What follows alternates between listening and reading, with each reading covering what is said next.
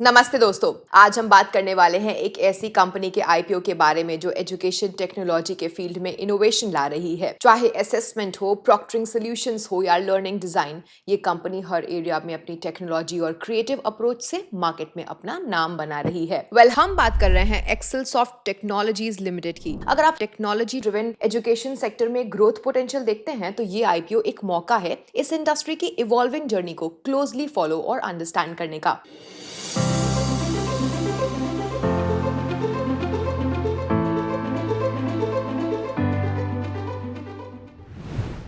चलिए सबसे पहले आईपीओ डिटेल्स। इस आईपीओ का total issue size 500 crore rupees है। इसमें 180 करोड़ रुपीस का होगा फ्रेश इशू का हिस्सा, जहां कंपनी नए शेयर्स इशू करके पैसा रेस करेगी जो डायरेक्टली बिजनेस ग्रोथ में यूज होगा। बाकी 320 crore rupees offer for sale, जहां एग्जिस्टिंग शेयर होल्डर्स अपने शेयर्स बेचेंगे। यूज ऑफ नेट प्रोसीड्स की बात करें तो फ्रेश इशू से जो नेट प्रोसीड्स आएंगे वो कंपनी 4 कामों के लिए यूज करेगी। सबसे पहला, कंपनी मैसूर में नई लैंड परचेज और एक नई बिल्डिंग कंस्ट्रक्ट करेगी, उसके लिए 61.76 करोड़ रुपीस यूज करेगी। दूसरा, जो एग्जिस्टिंग मैसूर फैसिलिटी है उसका इलेक्ट्रिकल सिस्टम्स का मेजर अपग्रेडेशन किया जाएगा जिसमें 39.51 करोड़ रुपीस यूज होगा। तीसरा, company 54.63 crore rupees IT infrastructure upgrade करेगी जिसमें सॉफ्टवेयर, हार्डवेयर, कम्युनिकेशन सिस्टम सब इनहैंस होंगे, मतलब टेक बैकबोन को स्ट्रॉन्ग बनाया जाएगा। और फाइनली कुछ अमाउंट जनरल कॉर्पोरेट पर्पसेस के लिए रखा गया है। आईपीओ का प्राइस बैंड 114 से 120 रुपीस पर शेयर के बीच रखा गया है और लॉट साइज 125 शेयर्स रहा। मिनिमम इन्वेस्टमेंट 114 रुपीस की लोअर प्राइस बैंड पर 14,250 रुपीस होगा और 120 रुपीस के अपर प्राइस बैंड पर 15,000 रुपीस का रहेगा। ये आईपीओ 19 नवंबर 2025 को ओपन होगा, 21 नवंबर को क्लोज हो जाएगा। शेयर्स का अलॉटमेंट 24 नवंबर को और लिस्टिंग 26 नवंबर को एनएससी और बीएससी पर एक्सपेक्टेड है। बिजनेस ओवरव्यू की बात करें तो अब ये समझना जरूरी है कि कंपनी करती क्या है, इसकी कितनी सब्सिडियरीज हैं और इसकी ज्योग्राफिकल प्रेजेंस कहाँ है।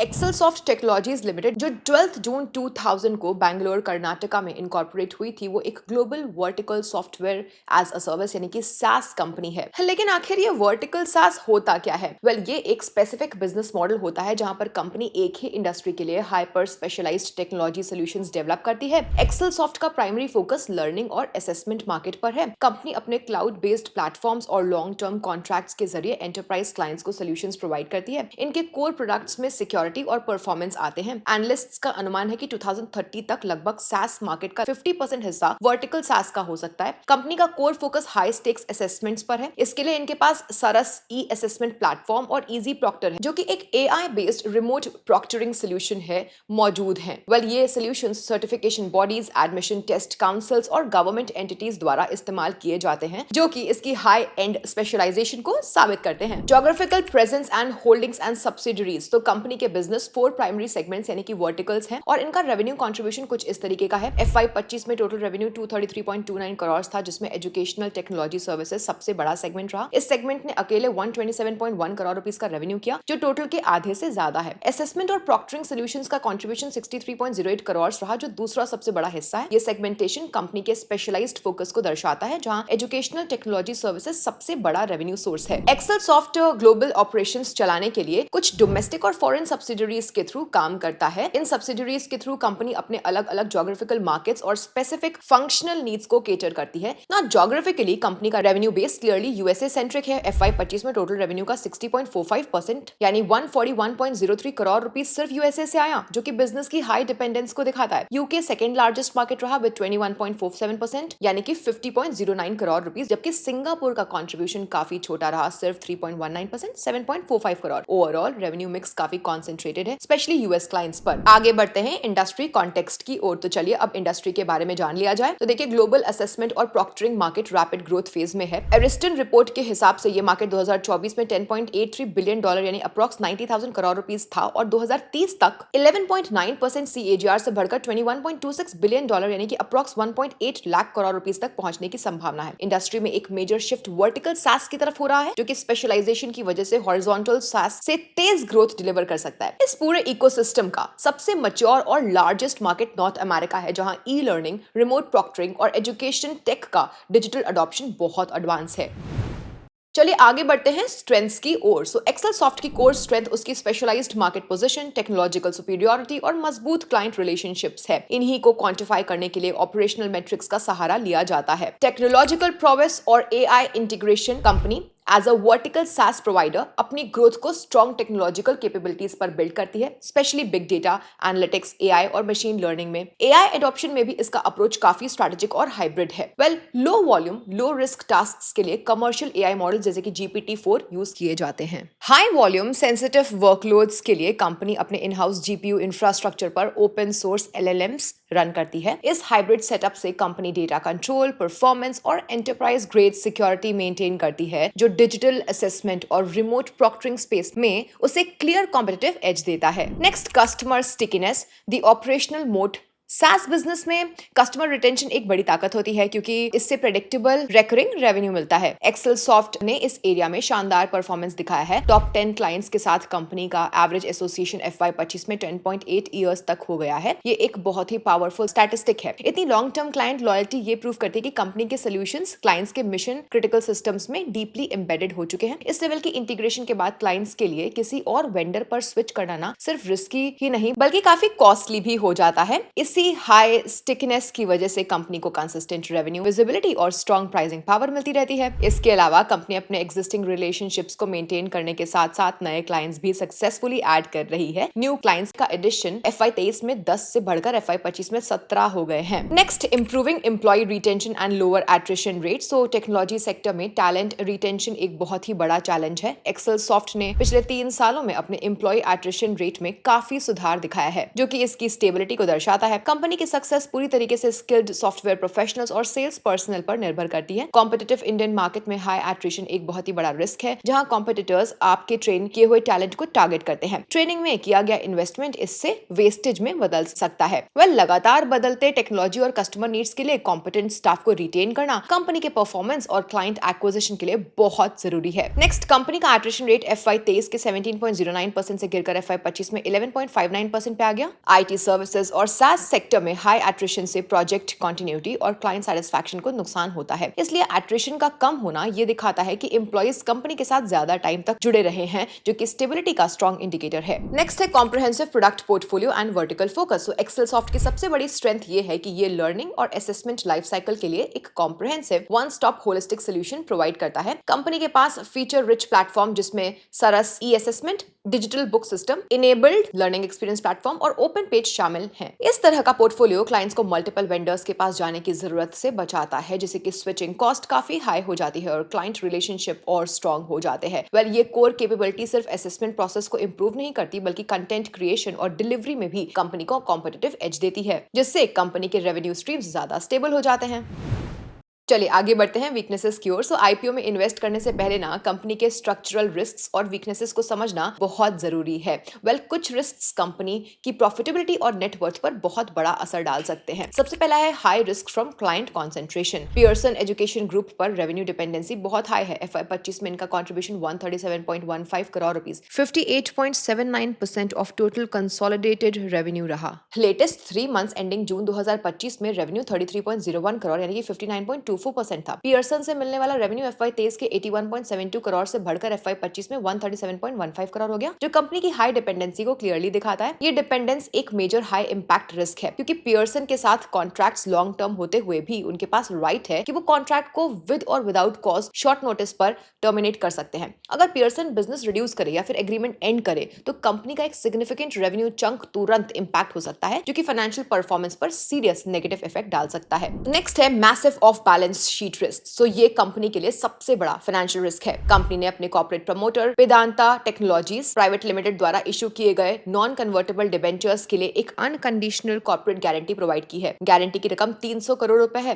जून 30, 2025 तक। कंटेंजेंट लायबिलिटी कंपनी की नेटवर्थ 375.95 करोड़ का लगभग 79.8% बनता है। इसका मतलब है कि अगर प्रमोटर अपने 300 करोड़ रुपए के लोन पर डिफॉल्ट करता है तो कंपनी की लगभग 80% नेटवर्थ खतरे में पड़ जाएगी। इस ऑफ बैलेंस शीट रिस्क की वजह से कंपनी की फ्यूचर कैपिटल रेजिंग एबिलिटी पर भी बुरा असर पड़ सकता है। नेक्स्ट है intense competition and low barriers to entry. So software market जिसमें कंपनी ऑपरेट करती है, ये काफी कॉम्पिटिटिव है क्योंकि कई प्रोडक्ट एरियाज में एंट्री बैरियर्स बहुत लो हैं। Company specialised offerings, service quality, pricing, timely delivery, brand और रेप्यूटेशन जैसे वेरियस फैक्टर्स पर IT और SaaS इंडस्ट्री के प्लेयर्स से कॉम्पीट करती है। कॉम्पिटिशन में वो वेल एस्टैब्लिश्ड कंपनीज भी शामिल हैं जो कि लर्निंग और असेसमेंट लाइफ साइकिल के पूरे डोमेन को कवर करती हैं, जैसे कि K-12 एजुकेशनल सॉफ्टवेयर और और बिग पब्लिशर्स। इनके पास पुराने स्ट्रॉन्ग क्लाइंट रिलेशनशिप्स होते हैं, जिसकी वजह से कई कस्टमर्स नए क्लाउड बेस्ड सोल्यूशंस अडॉप्ट करने में हेजिटेंट होते हैं और अपने लेगेसी वेंडर्स के साथ ही रहना प्रेफर करते हैं। आने वाले टाइम में ये भी मार्केट नए प्लेयर्स और इंटरनेशनल टेक प्रोवाइडर्स को अट्रैक्ट करता रहेगा, जिससे कि कंपटीशन और इंटेंस हो सकता है। नेक्स्ट है short term contract model and cancellation risk. जी हाँ, कंपनी के contracts mostly master service agreements पर बेस्ड होते हैं, जो कि नॉन एक्सक्लूसिव होते हैं और क्लाइंट्स कभी भी शॉर्ट नोटिस पर टर्मिनेट कर सकते हैं, वो भी बिना किसी कॉम्पनसेशन के।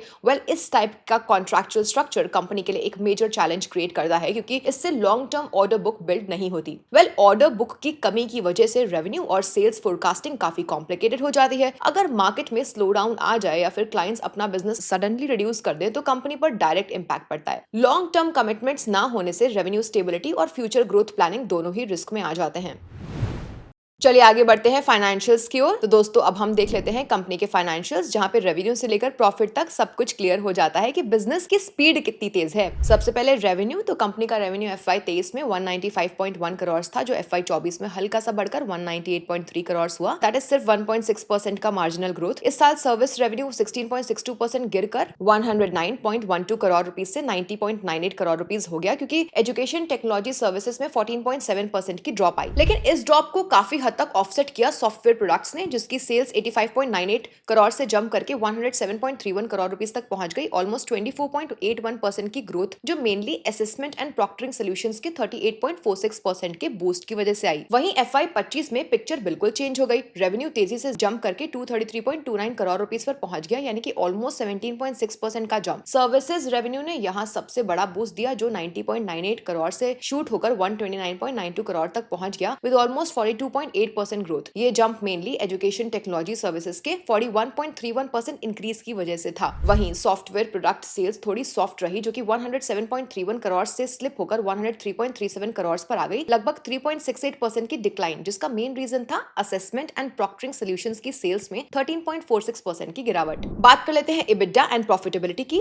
कंपनी का इबिडा FY23 के 68.18 करोड़ से FY24 में गिरकर 54.97 करोड़ पर आ गया, यानी लगभग 19% का ड्रॉप। साथ ही मार्जिन भी 34.94% से स्लाइड होकर 27.72% पर आ गया। इस शार्प कंप्रेशन का मेन रीजन था एम्प्लॉय कॉस्ट्स का स्पाइक, जिसमें हायरिंग, इंक्रीमेंट्स और ESOP रिलेटेड एक्सपेंसेस शामिल थे। लेकिन FY25 में कहानी रिवर्स हो गई। रेवेन्यू जंप के कारण ऑपरेटिंग लेवरेज इंप्रूव हुआ, कॉस्ट ऑप्टिमाइजेशन इनिशिएटिव्स का असर दिखा और ग्रॉस मार्जिन 61.67% तक इंप्रूव हुए। रिजल्ट, इबिडा तेजी से रिकवर होकर 73.26 करोड़ पर पहुंच गया और मार्जिन भी वापस 31.4% तक लिफ्ट हो गया। पैट का ट्रेंड भी सिमिलर रहा। FY23 की 22.41 करोड़ प्रॉफिट FY24 में गिरकर सिर्फ 12.75 करोड़ रह गया, एक शार्प फॉल। इसके पीछे रीजंस थे ज्यादा डिप्रिसिएशन और एम्प्लॉय बेनिफिट एक्सपेंस का अपटिक। पर FY25 में कंपनी ने स्ट्रॉन्ग कमबैक दिखाया। पैट जंप करके 34.69 करोड़ हो गया, almost 3x।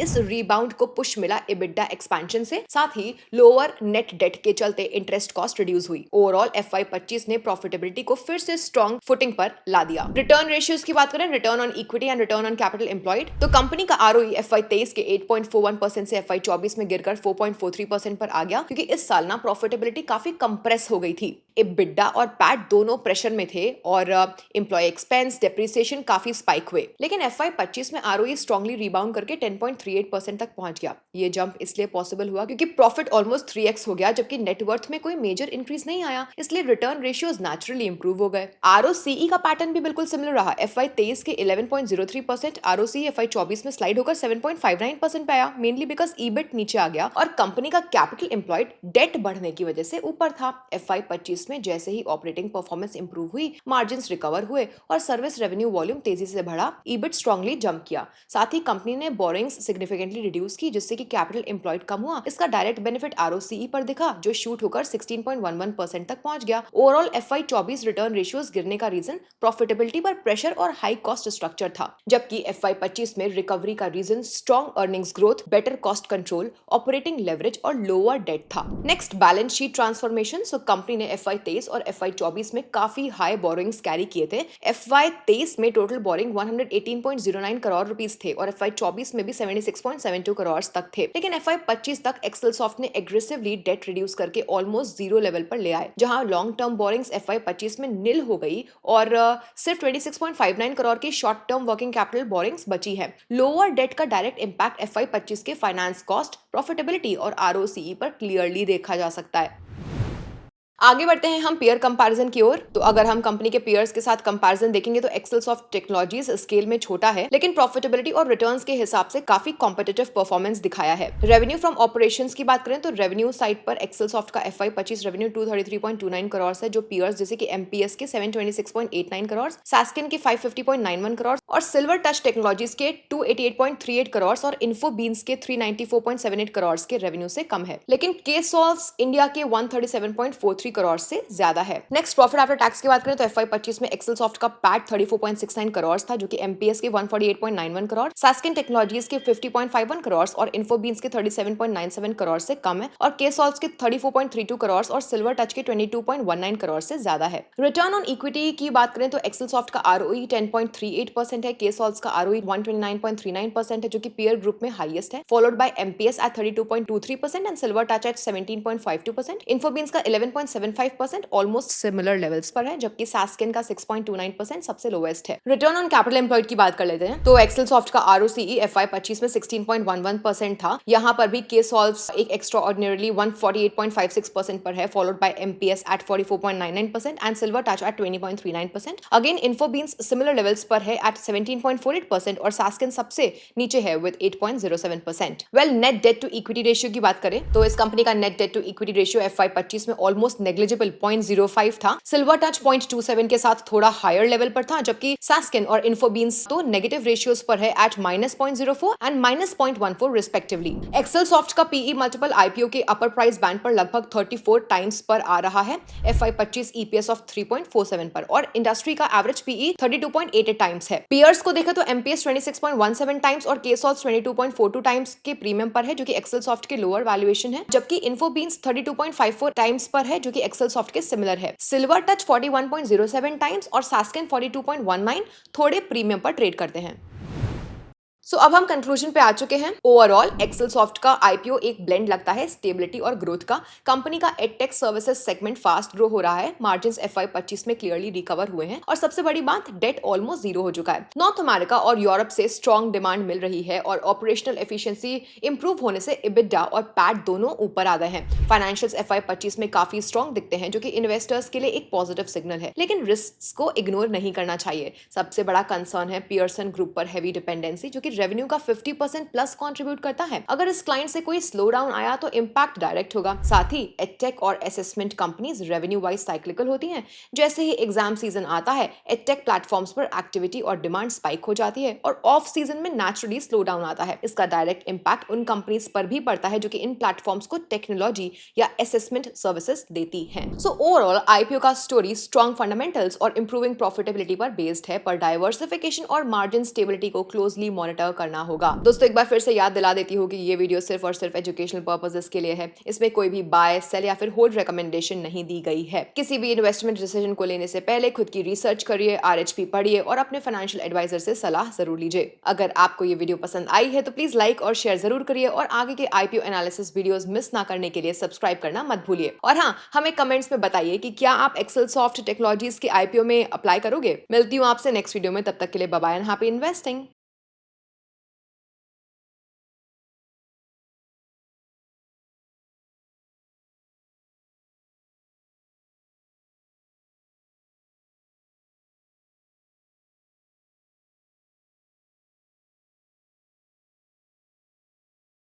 Investment in securities market are subject to market risks. Read all the related documents carefully before investing. Please read the risk disclosure documents carefully before investing in equity shares, derivatives, mutual fund, and or other instruments traded on the stock exchanges.